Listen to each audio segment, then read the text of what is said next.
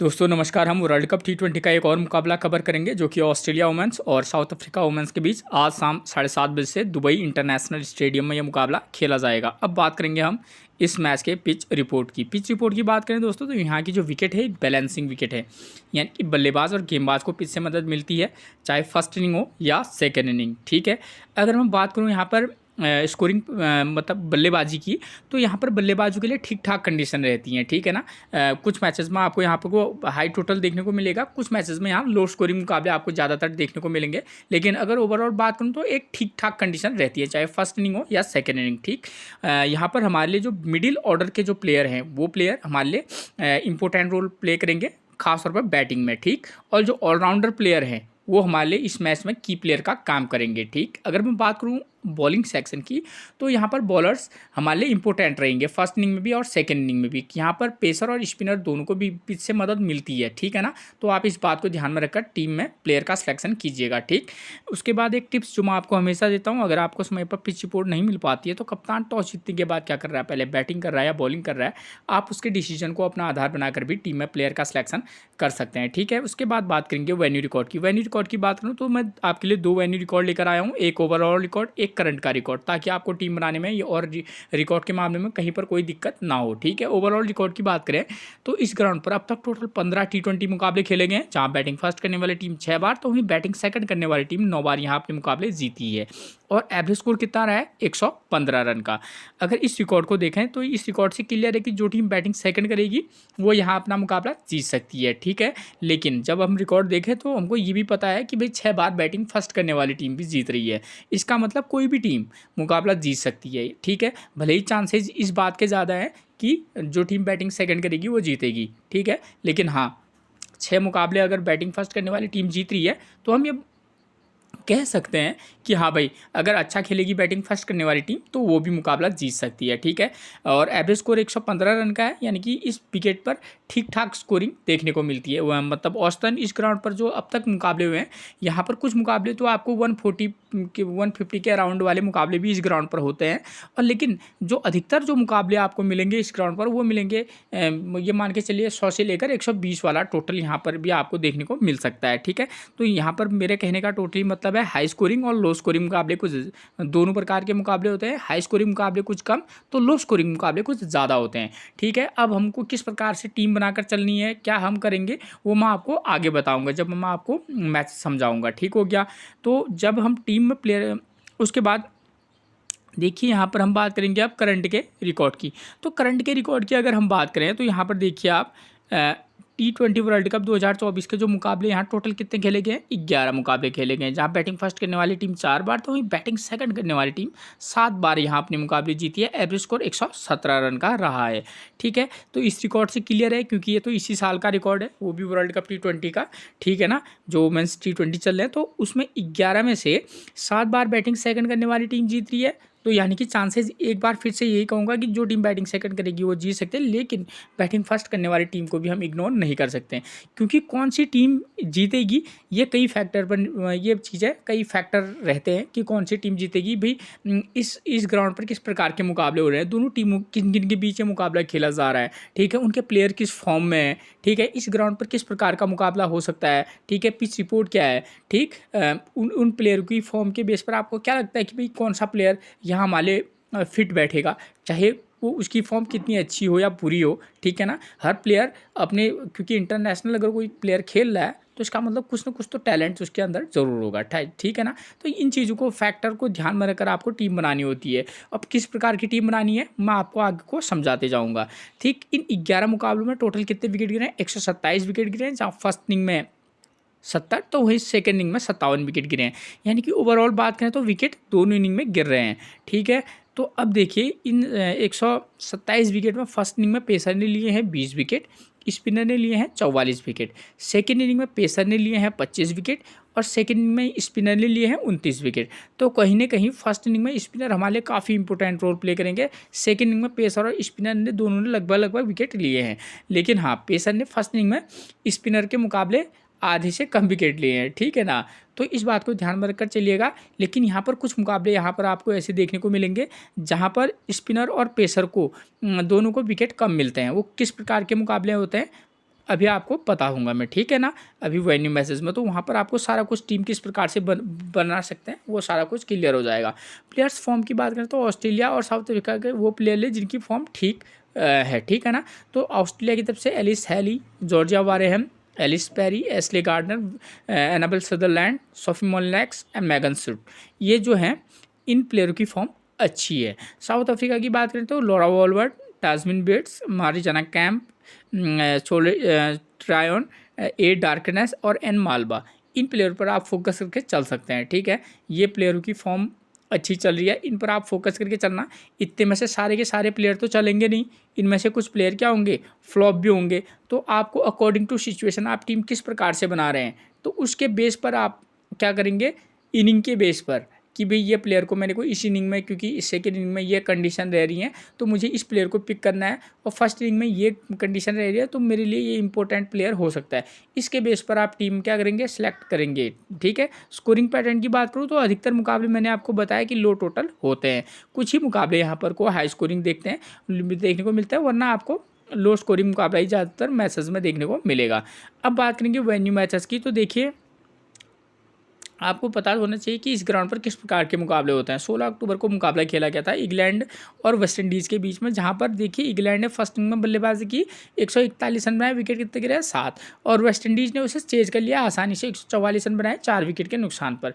यानी कि यहाँ पर कहने का मतलब है हाई स्कोरिंग मुकाबला लगभग, क्योंकि वुमेन T20 में 140 का स्कोर भी एक बढ़िया स्कोर है, ठीक है। तो एक अच्छा स्कोर बनाया है और वेस्ट इंडीज़ ने उसे आसानी से चेज कर लिया सिर्फ 4 विकेट के नुकसान पर, ठीक है ना। तो विकेट सेकंड इनिंग में कम और फर्स्ट इनिंग में कुछ ज़्यादा गिरे हैं, ठीक है।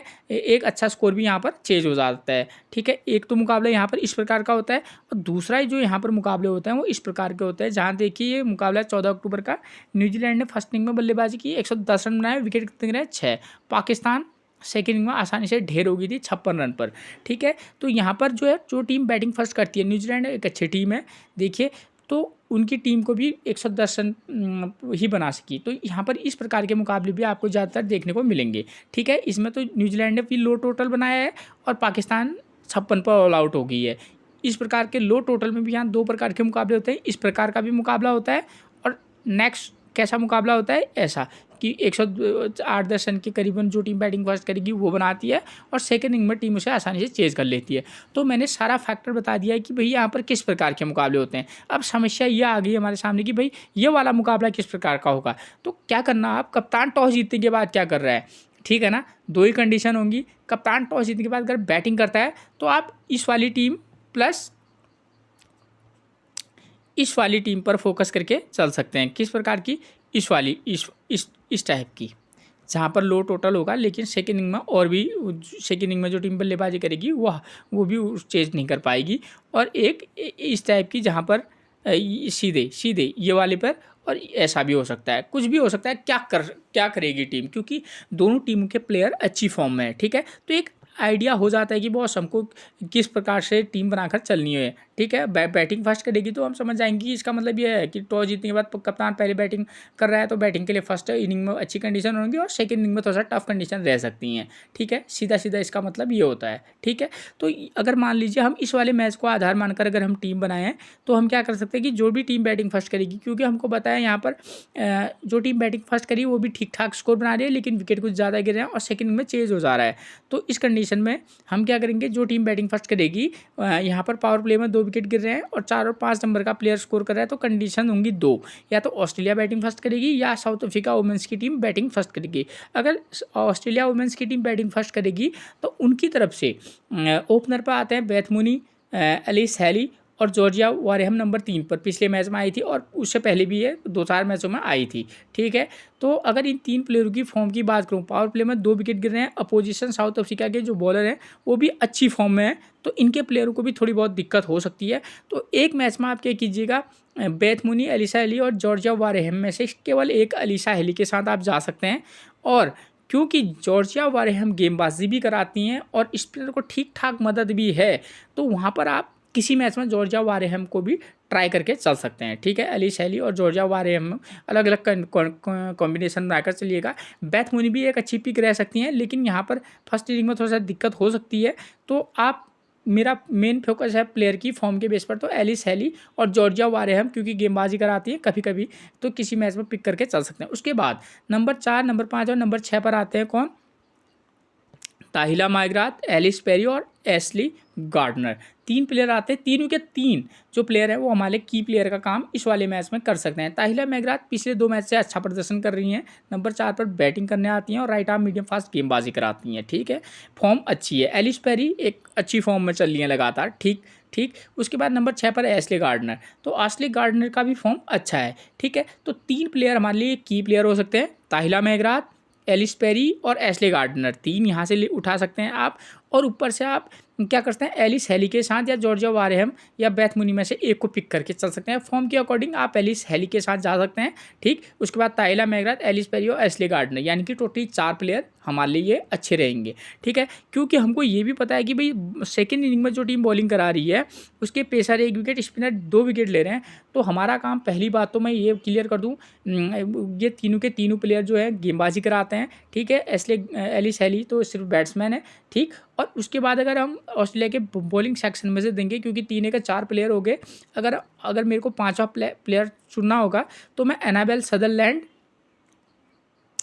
ठीक है, एनाबेल सदरलैंड के साथ जा सकता हूँ, ठीक है। और राइट आर्म मीडियम फास्ट हैं, ठीक। अगर ज़्यादा ही आपको रिस्क लेना होगा तो फिर आप एक सोफी मोलिनेक्स के रूप में टीम में पिक करके चल सकते हैं, किसको, स्पिनर को। क्योंकि यहाँ पर सेकंड इनिंग में कंडीशन ऐसी है, तो मैं रिस्क भी उसी आधार पर लूँगा जिस आधार पर मैच मैं बना रहा हूँ टीम, ठीक है ना। तो इस तरीके का कॉम्बो पैक बनाकर चल सकते हैं। और किसी मैच में क्या करना, ताहिला माइग्राथ को ड्रॉप करना, ठीक है, ठीक टच में है, बहुत अच्छी फॉर्म में नहीं है, लेकिन हाँ की प्लेयर रह सकती हैं। तो ऐसे में आप एलिस हेली को ड्रॉप करेंगे, जॉर्जिया वारेहम को लेना, फिर ताहिला माइग्राथ को ड्रॉप करके एलिस पेरी और एशले गार्डन के साथ पीटर लिसफील्ड को पिक करके चल सकते हैं। किसी मैच में आप चाहें तो ऊपर से आप बेथ मोनी को भी ट्राई करके चल सकते हैं। दूसरी कंडीशन आती है साउथ अफ्रीका की तरफ से, कौन कंडीशन आ सकती है, उनकी तरफ से ओपनर आते हैं लॉरा वेलवेट, तास्मिन ब्रिट्स और ए बोस। तो तीनों में से अगर बात करूँ फॉर्म की, तो लॉरा वेलवेट की फॉर्म अच्छी है, तास्मिन ब्रिट्स की फॉर्म अच्छी है, ए बोस एक ठीक टच में है, यानी कि टोटली मिलाकर इन तीनों में से कोई भी प्लेयर परफॉर्मेंस दे सकता है, ये मेरा कहने का मतलब है। तो आप किसी मैच में लॉरा वेलवेट को पिक करना, किसी मैच में तास्मिन ब्रिट्स, दोनों की प्लेयर हो सकते हैं। अगर रिस्क लेंगे तो दोनों को किसी मैच में आप पिक करके भी चल सकते हैं, ठीक है, वरना इन दोनों में से एक। उसके बाद आप नंबर 4 पर मारिजाना कैंप मिलेंगी, जो कि हमारे राइट आर्म मीडियम फास्ट गेंदबाजी और अच्छी फॉर्म में है। और सी ट्रायन नंबर 5 पर मिलेंगी, बल्लेबाजी भी करती हैं और साथ में गेंदबाजी भी करती हैं। तो 3 प्लेयर, लॉरा वेलवेट, मारिजाना कैंप, सी ट्रायन, ठीक। और उसके बाद तास्मिन ब्रिट्स जो कि ओपनिंग पर मिलते हैं, की प्लेयर रहेंगी, ज़बरदस्त फॉर्म में है, ठीक है ना।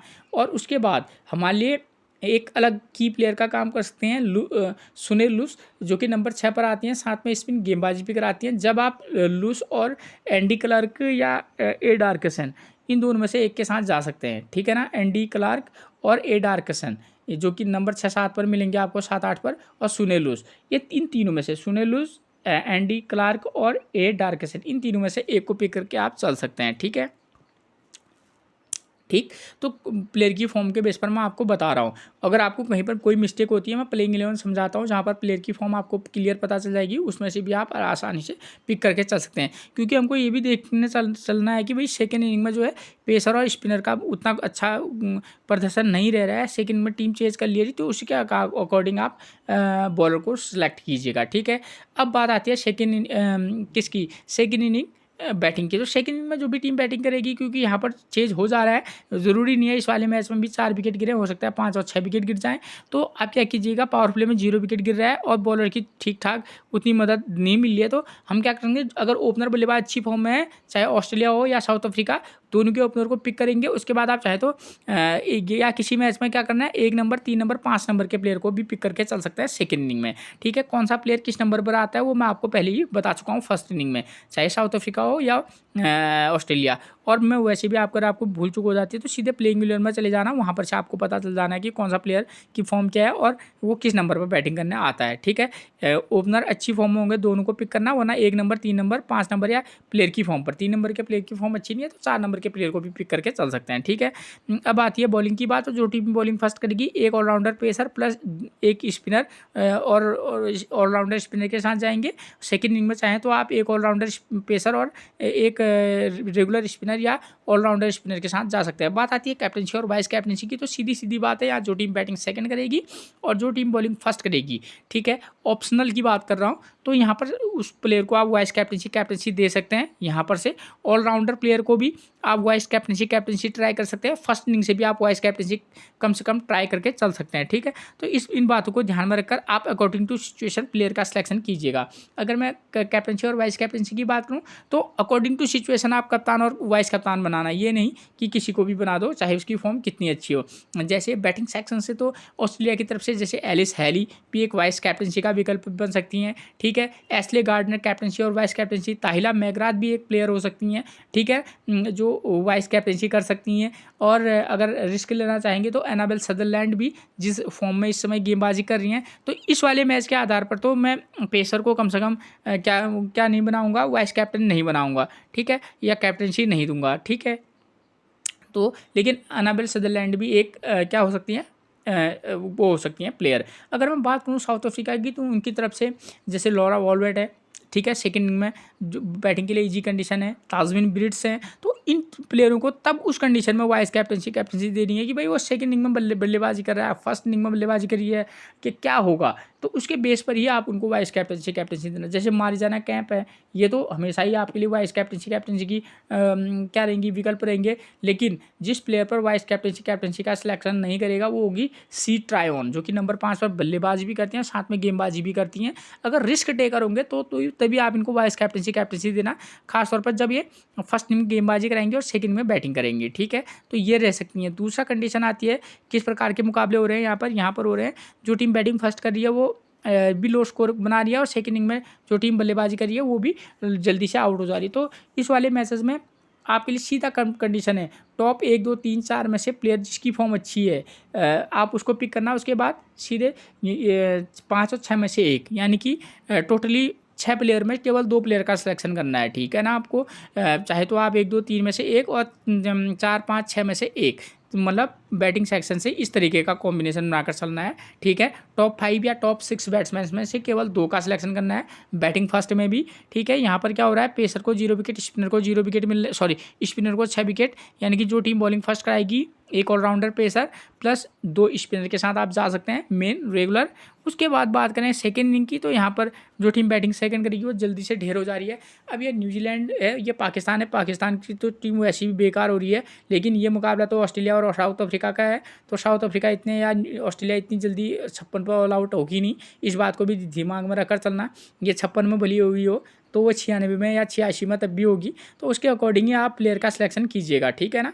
एक आपको नॉर्मल उदाहरण देता हूँ, लेकिन सेकेंड इनिंग में बैटिंग करना टफ है, ठीक है। तो यहाँ भी आप क्या करना, टॉप ऑर्डर 1 2 3 4 में से एक, और उसके बाद 5 6 में से भी एक प्लेयर के साथ जा सकते हैं। जो टीम बॉलिंग सेकंड कराएगी एक पेसर प्लस 2 स्पिनर के साथ आप जा सकते हैं, बाकी तो ऑलराउंडर हमारे पास होंगे ही। कैप्टनसी और वाइस कैप्टनसी के लिए बेस्ट ऑप्शन है कि स्पिनर को आप वाइस कैप्टनसी दे सकते हैं। ऐसे वाले मैचेस में आपके लिए सोफी मोलिनेक्स वाइस कैप्टनसी का विकल्प बनेंगी, ठीक है। एन मालबा जो कि साउथ अफ्रीका की तरफ से खेलती हैं वो बन सकती हैं, ठीक है ना। और बाकी जैसे एस्ले गार्डनर हैं, ठीक, सुनील लूस हैं, सी ट्रायोन है, ठीक। तो तभी मैंने ये बताता हूँ कि कैप्टनसी और वाइस कैप्टनसी भी अलग अलग कंडीशन में अलग अलग प्लेयर को दी जाती है, ठीक है। इस वाले मैच में मैंने ना तो एलिसा हेली का नाम लिया, ठीक है, ठीक। तो इस तरीके का ना लॉरा वॉलवेट का, क्योंकि कंडीशन अप्लाई नहीं कर रही है तो मैं कैप्टन बना के उनको करूँगा क्या, ठीक है ना। उसके बाद बात आती है तीसरे वाले मैच की, तो ये देखिए इस प्रकार का मुकाबला हो रहा है। यहाँ पर बांग्लादेश ने 106 रन बनाए और आसानी से चेज हो गया। तो इस वाले मैच में भी आप मिडिल ऑर्डर के प्लेयर पर फोकस करके चलना, जो टीम बैटिंग फर्स्ट करेगी, और सेकंड इनिंग में आप क्या करना, टॉप ऑर्डर के प्लेयर पर फोकस करके चलना। बॉलिंग में से आप जो टीम बॉलिंग फर्स्ट करेगी एक पेसर, यहाँ स्पिनर को क्या मिल रहा है, 1 विकेट मिल रहा है, पेसर मतलब औसतन बॉलर को यहाँ पर ज़्यादा विकेट नहीं मिल रहे, तो लेकिन आप कॉम्बो पैक बनाकर चल सकते हैं, ठीक है। तो आपको आइडिया हो गया कि मैंने किस प्रकार की टीम बनाकर चलनी है। उसके बाद बात करेंगे प्लेइंग 11 की, तो नंबर 1 पर मिलेंगे ऑस्ट्रेलिया की तरफ से बेथ मूनी। करंट की फॉर्म 2 15 26 5 20 12, मतलब कोई खास फॉर्म में है नहीं, बल्लेबाजी के लिए कंडीशन के बेस पर ही इनको पिक करना, वरना ड्रॉप करके चल सकते हैं। एलिसा हेली करंट की फॉर्म जबरदस्त है, वाइस कैप्टनसी का एक विकल्प बन सकती हैं, लेकिन प्लेयर आप टीम किस आधार पर बना रहे हैं, ठीक उसके बेस पर ही आप इनको वाइस कैप्टनसी और किसी मैच में ड्रॉप करके भी जरूर चलिएगा। जॉर्जिया वारेहम इस वाले मैच में की प्लेयर हो सकती हैं, ठीक है। पिछले मैच में 0 run 0 wicket, 2 wicket 1 wicket 3 run 1 wicket 7 run. वैसे ये नंबर 3 पर आजकल बल्लेबाजी कर रही हैं, ठीक है, गेंदबाजी कराती हैं। कंडीशन अप्लाई होंगी कि आप किस किस बेस पर टीम बनाने के आधार पर ही आप प्लेयर का सिलेक्शन और ड्रॉप को पिक करना। अगर आप जहां पर आपको लगे कि भाई सेकंड इनिंग में स्पिनर को पीछे मदद मिल रही है और ये नंबर 3 पर बैटिंग करेंगी, वाइस कैप्टनसी दे सकते हैं। ताहिला मेघराज पिछले 2 मैच से ठीक ठाक फॉर्म में, तो आप इन पर पिक भी करना, ड्रॉप भी करना। नंबर 4 पर 5 पर मिलेंगे आपको एलिस पेरी, ठीक है, 32 22 30 अच्छे टच में चल रही है, ठीक है, मिडिल ऑर्डर का प्लेयर स्कोर कर रहा है, तो एक अच्छी पिक हो सकती है। Ashleigh Gardner right arm off break है, पिछले एक आध मैच से अच्छा प्रदर्शन कर रही हैं, आप इनको पिक और ड्रॉप दोनों कीजिएगा। उसके बाद पी लिसफील्ड, जहाँ पर लो स्कोरिंग मुकाबले के बेस पर टीम बना रहे होंगे तो पी लिसफील्ड को टीम में पिक करके जरूर चल सकते हैं, वरना ड्रॉप। एनाबेल सदरलैंड जो करंट की फॉर्म जबरदस्त है, वाइस कैप्टनसी का एक विकल्प बन सकती हैं, ठीक है ना, अच्छी पिक रह सकती हैं, कम से कम अभी तक के फॉर्म के बेस पर तो कह सकते हैं। सोफी मोलिनैक्स की बात करूँ, करंट की फॉर्म इनकी भी अच्छी है।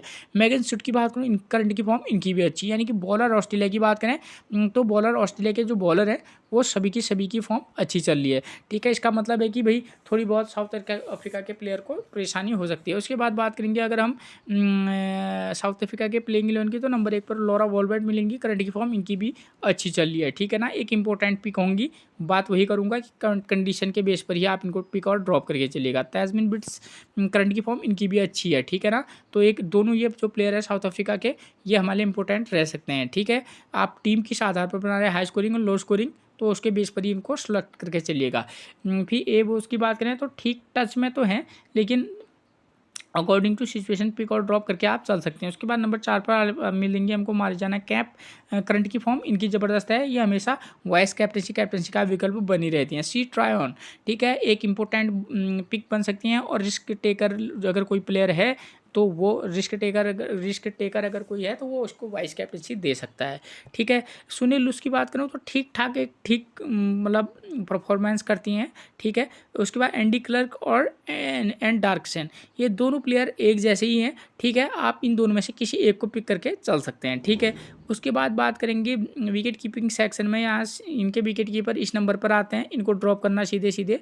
एन मालवा की बात करूँ तो बॉलिंग सेक्शन में ज़बरदस्त गेंदबाजी करा रही हैं एन मालवा, एक इंपॉर्टेंट पिक बनेंगी इस वाले मैच में।